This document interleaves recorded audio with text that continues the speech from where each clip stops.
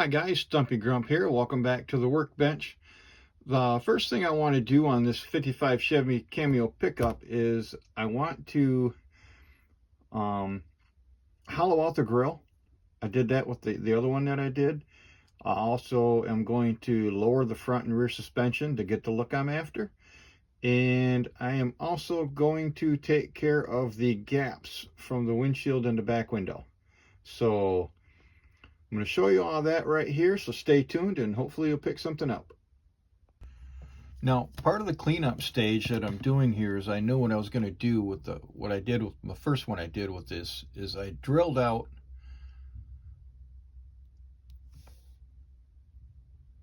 some holes in the grill here to open up the grill.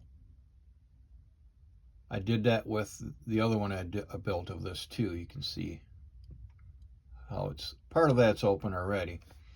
Now what I did is I took my rotary tool and I found a bit that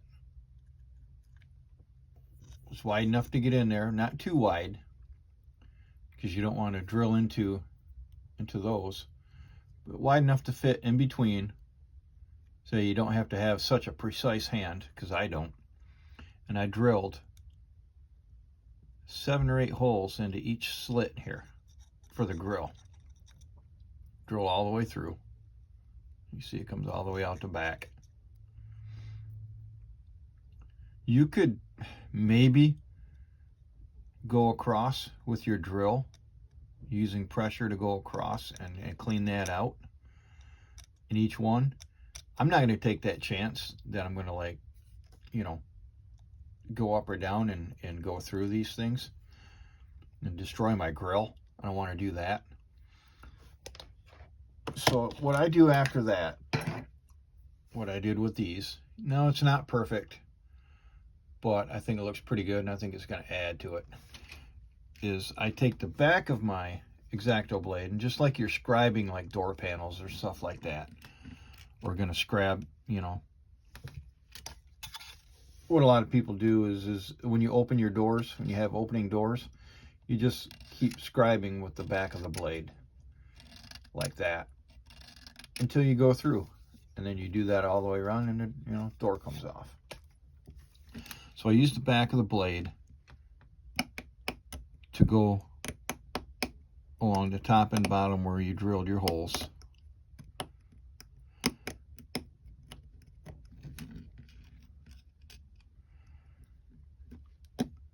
And you just do that until you go through.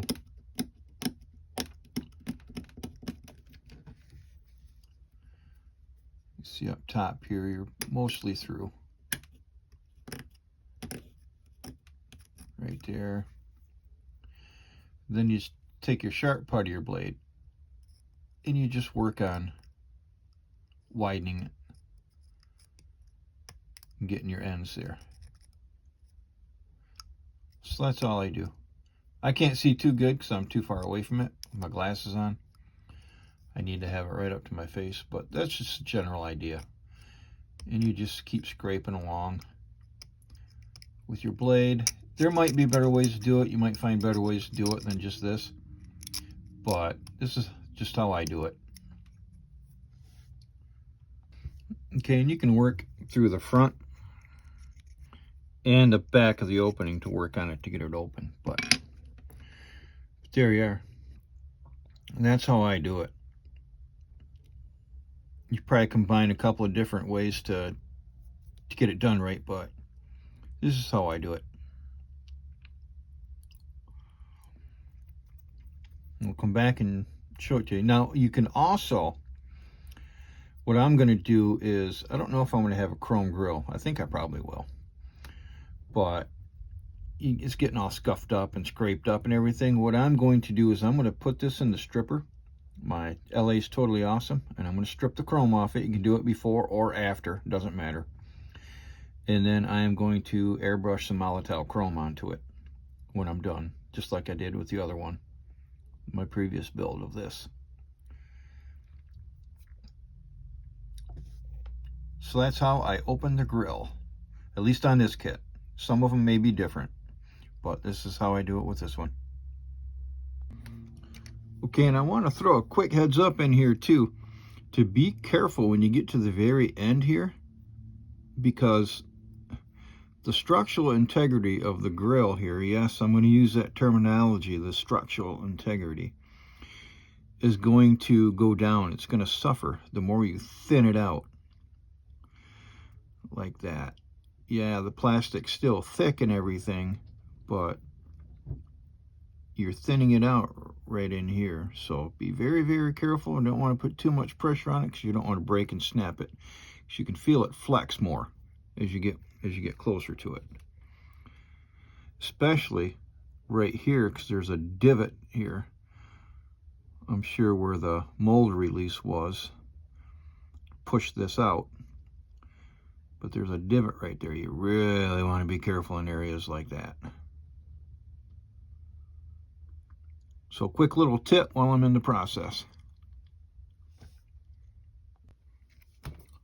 So here it is, all opened up, ready to be stripped and painted. You can see. So it's ready to be stripped and painted. I'll let you in on another secret, another clue here. I did this first. This is the first thing I did with this kit after I did the unboxing video. I still hadn't posted the unboxing video yet when I did this, because if I were to break it or ruin it, render it useless, I'm kind of screwed. There you see it in,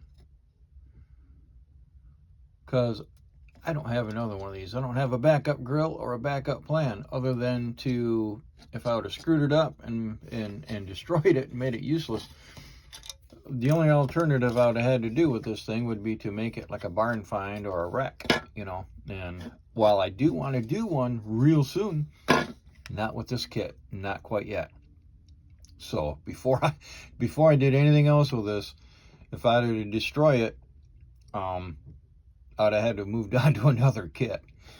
So I wanted to get this done before I did anything else, so I wasn't wasting my time. I get everything done and washed and all the prepped and everything, and then destroy the grill. So I did this first. Sometimes I actually can be smart and do things like that.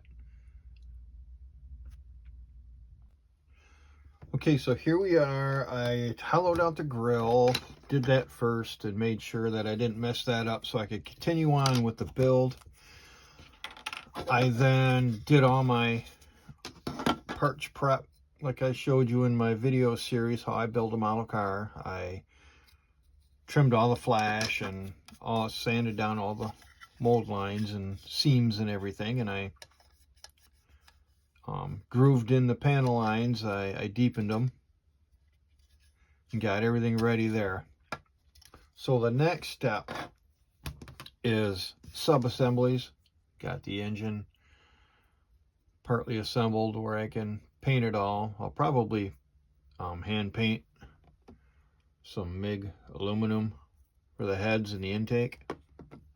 We'll see when I get there. But the main thing I wanted to show you is it has to be lowered to get to where I want it, the right height that I want it. So show you how I lower it. I'll start with the front end. So I'll show you on the instruction sheet first what I did with my turquoise one and what I'm going to do with this one. It's kind of rudimentary how I did it, and it may not necessarily work in the real world. In fact, it won't work in the real world, but this is styrene land and it worked for me. So you take the springs and you measure them up along the frame here, like so. And what I did to lower it is I snipped off these pieces right here. and then the bracket. I just snipped it off. I left the spring mostly the same size. And then after that, you can see it's flat, which is definitely where it wouldn't work in real life. But you can heat it a little bit and bend the spring so it's flat. And then it just glues right down on the frame. And what you want to do is you want to make sure that you're going to be okay. I may have to move it forward a little bit. Glue's not going to be 100% held. I may have them uneven too.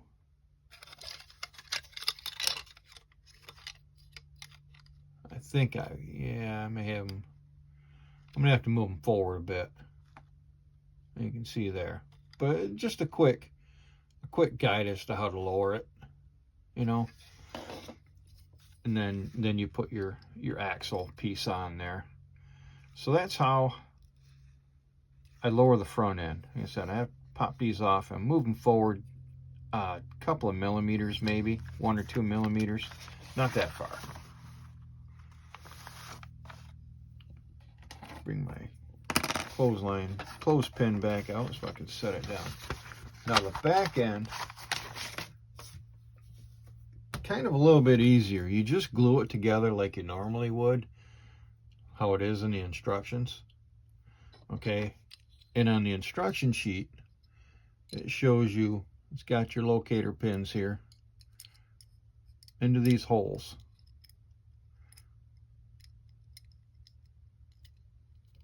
Like so. That's how it's got you gluing it in. Okay, now when I found out what I did with my turquoise one to lower it, what I did is I take and I glue, instead of on top, I go underneath. And then underneath this other piece, there just conveniently are indentations there for that. And everything lines up the same that way. I've done that. So that's how you lower that. You can see how further up into the frame it is this way.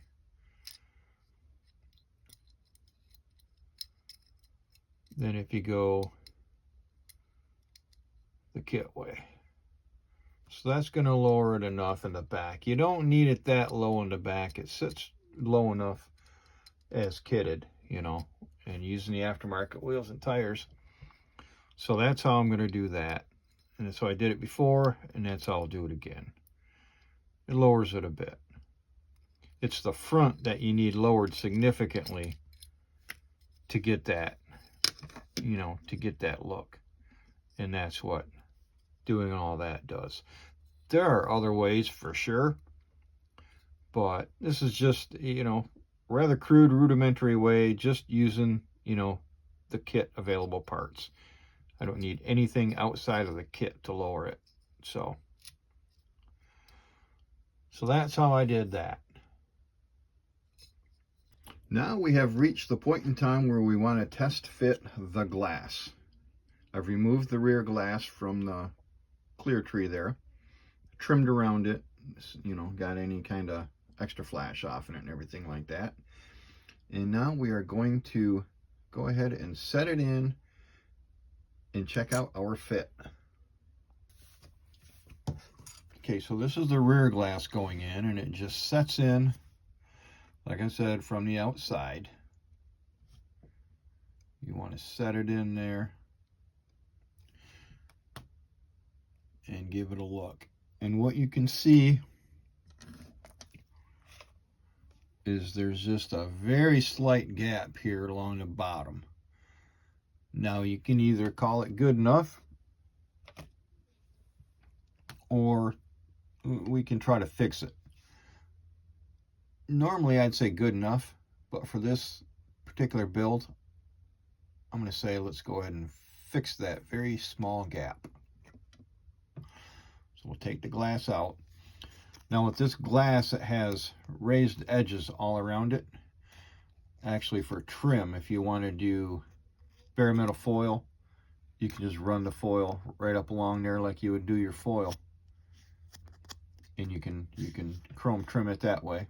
You can use the Molotow pen or a Sharpie, whatever you want to use, or you can tape it off with your masking tape, and you can paint it like black or whatever to offset whatever color you use. I might chrome trim it myself.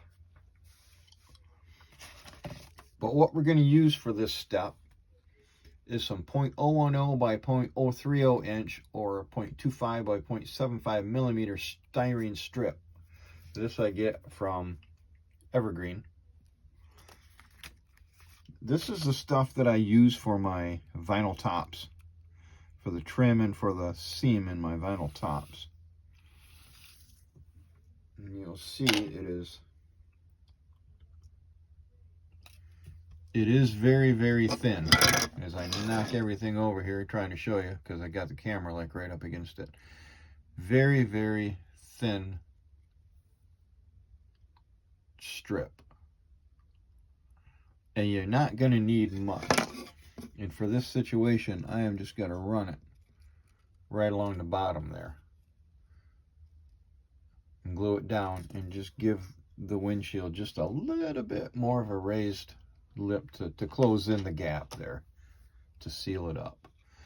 Okay, the first thing you want to do, you want to get a basic measurement here, and you want to cut this stuff because it comes in like a, what is it, a 14-inch length? Something like that. Yeah, it's a 14-inch length, so the stuff will get in the way real quick.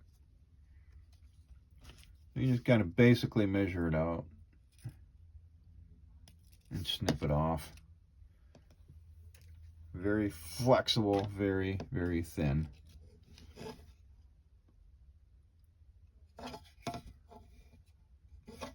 You know, you can get little bends at the ends too, fairly easily, if you want to do that to run the contour. You don't have to, but you can.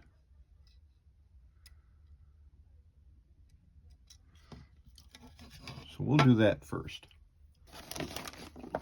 And for this step, you're going to want to use, to me, an extra thin cement, because it needs to be pretty thin. So I'm going to dab a little bit onto the bottom here.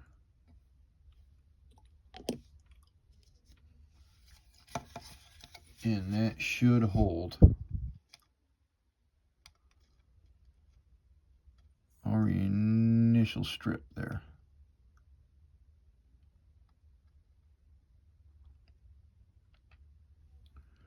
You want it more towards the inside of the cab too. You don't want it on the outside. You want it more toward the inside of the cab.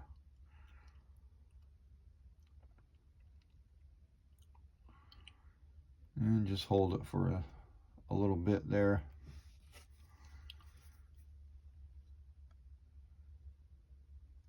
Maybe with your tweezers. Just hold it down for a minute.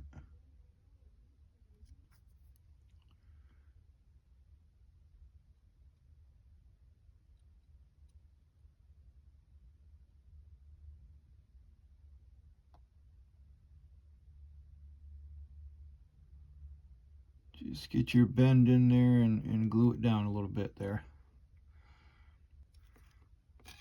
And you let that sit for a couple minutes and dry. Okay, so that's dry. You have your strip running along here. So what you then want to do is you just want to run your extra thin all the way down the back part of this.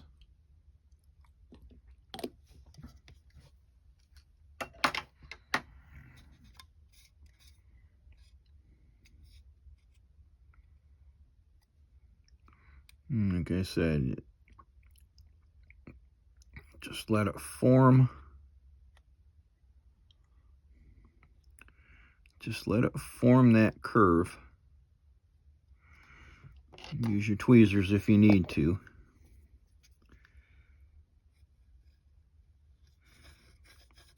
You don't want it on the inside, but you want it on that inner edge.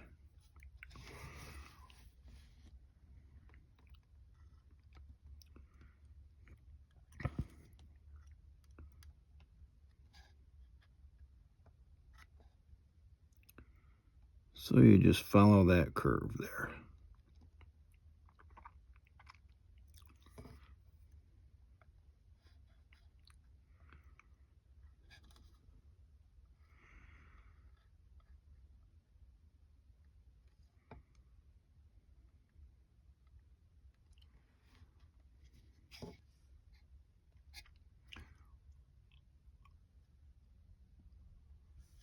Let that sit and dry for a couple minutes. Okay, now that that's dry, what you're going to want to do is you're going to want to follow that curve up to the pillar, and you can kind of measure out where you need to make your little snip there.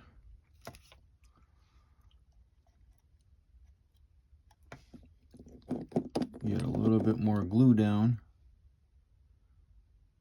right there. It will soften your strip and make that bend just a little bit easier. You have to hold it down here. You're going to get glue on your fingers in this step, so just be ready for it.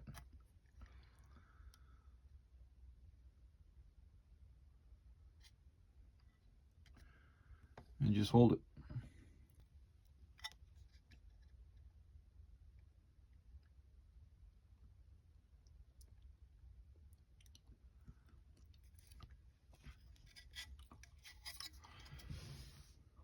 Let that dry, and there you have your little trim strip there. Okay, so now we come to the moment of truth where we test fit the windshield or the rear glass back in.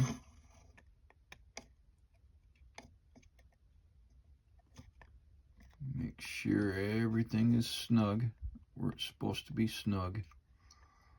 And yes, there are gaps all over the place, and you can see there actually is still a gap.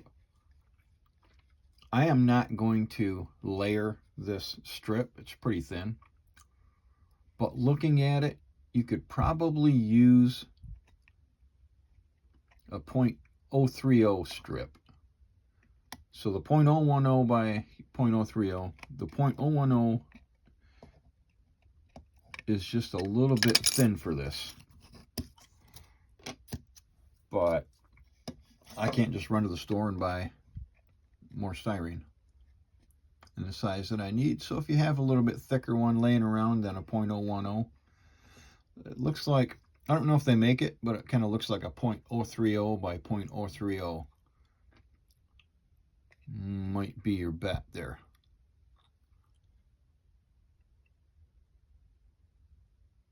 You can see there's still a gap. But for this, that's as far as I can go. So hopefully you find this particular piece useful for this particular kit. Now we go to the front glass.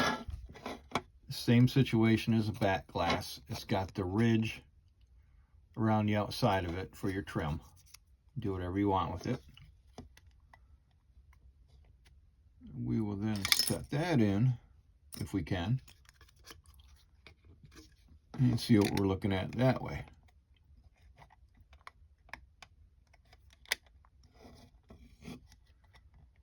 And I think we are definitely looking at some gappage here.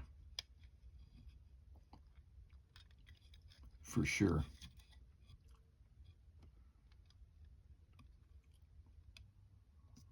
Right along the bottom there and along the edge. It's pretty noticeable gaps. This is going to take thicker than .010 styrene. And unfortunately, since I don't have any, I'm not going to be able to show you. But the same basic process and principle as the back window. You're just going to run it on the inside of the cab here, all around and along the bottom part.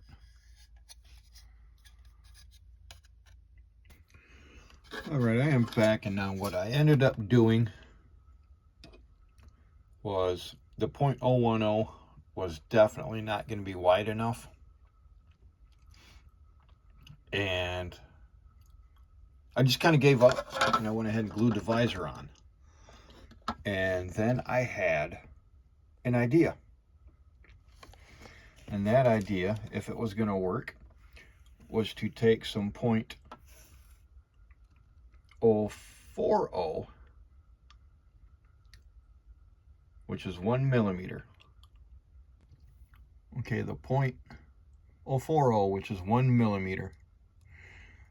That's, you know, and it's 4 millimeters in width here. But I had the crazy idea of just measuring out a little bit, just enough to make it fit over that piece there.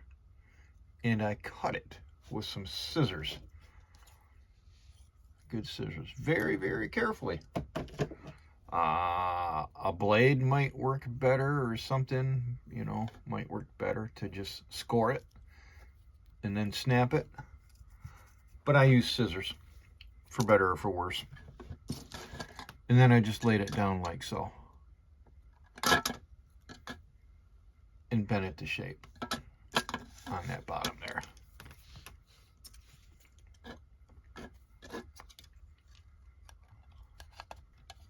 And then the windshield pops in from the outside. Now there's still a little bit of gap here and there, along up there. It's barely noticeable right there. And when you look at the bottom, sure, there's still a little bit right there. Once you get the interior in with the dashboard and everything, I think that kind of closes it up a little bit, makes it not as noticeable. But it's an improvement. It's a definite improvement over the original fit of the kit. So 0.040 thickness for the front of an inch, 0.040. And then whatever strip, if you got to cut it, you know, cut it, if that's what you want to do. And again, the back here could probably use 0.030, because 0.010 just kind of didn't do anything. I am not going to try that and go across there, though. I'm not going to do it.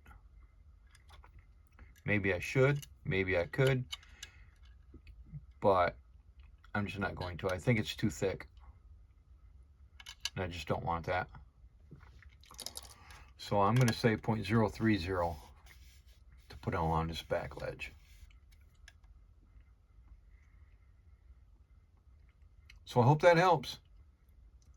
And definitely do this step before any kind of primer or paint, because I had a bit of a glue mess.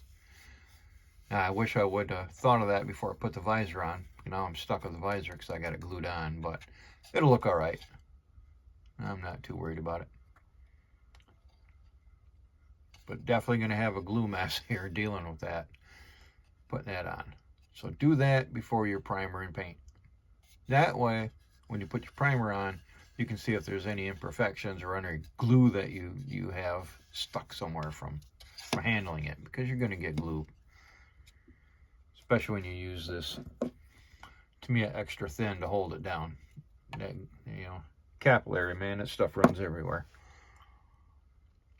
So I hope this was helpful for anyone doing this kit, or has an ill-fitting windshield. Maybe sometimes you can just use some styrene strip to fill those gaps. So this one's going on to the primer stage now. So okay guys, hopefully you learned something and picked something up from this. The next step is primer, base coat, and color coat. So we'll see you along the way. Thanks for watching.